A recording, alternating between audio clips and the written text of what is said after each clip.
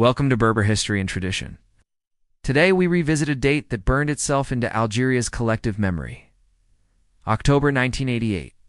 A week of riots, anger, blood, but also of hope. A social explosion that forever changed the face of Algeria, ending one-party rule and opening the door to pluralism. And the tragedy of the 1990s. But what really happened that October? Why did the youth take to the streets? And what were the consequences of this revolt? Let's dive together into this decisive moment, a story of revolt, repression, and rebirth. Context: Algeria in the 1980s.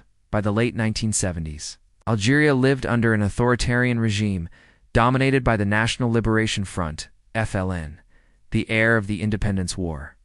When President Wari Boumediene died in 1978, Chadli Ben Jedid rose to power. His presidency opened an era of cautious economic liberalization and deep social frustration. After the oil crash of 1986, Algeria's economy collapsed. Factories slowed, unemployment soared, and the youth, the majority of the nation, felt abandoned. The revolutionary promises of the 1960s faded into corruption, bureaucracy, and privilege.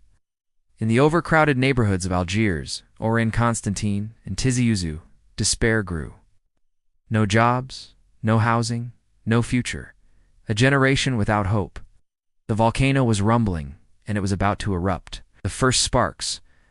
It began in September 1988, with worker strikes in the Rouiba industrial zone east of Algiers. Protests spread quickly against poverty, inflation, and miserable living conditions. Then, on the night of October 4th to 5th, anger exploded in the streets of Algiers. In El Harak, Barouba, and Bab el Wed, young people attacked police stations, government offices, and FLN headquarters.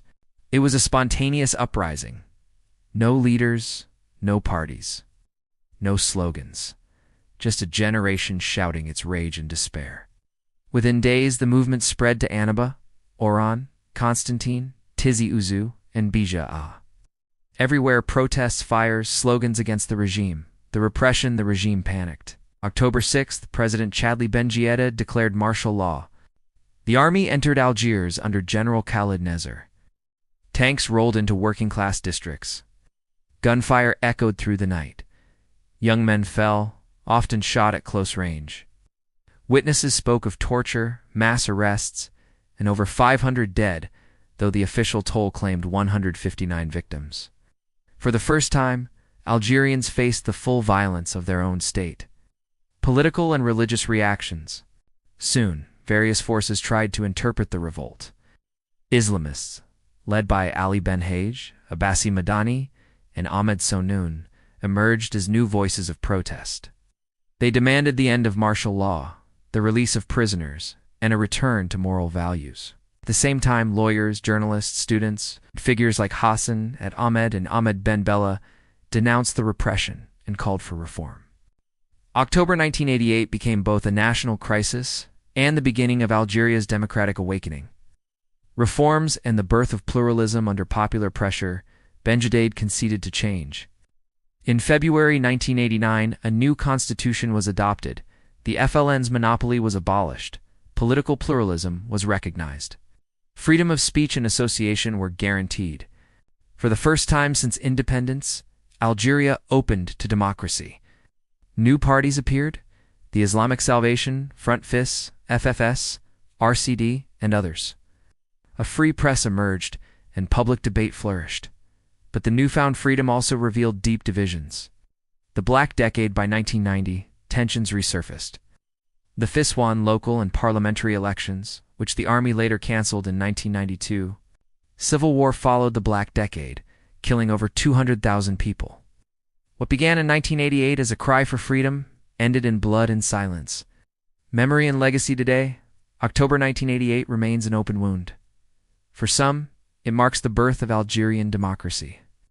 For others, the start of the national tragedy. Many families still await truth and justice. No one was ever held accountable for the killings.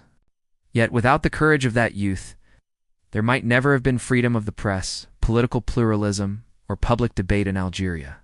Conclusion: October 1988 was not just a riot. It was a cry for dignity, the desperate voice of a forgotten generation, a moment that shattered fear, exposed power, and transformed a nation. It was both an end and a beginning, tragic, historic, and deeply human. Thank you for watching Berber History and Tradition. Don't forget to like, share, and subscribe to keep memory alive.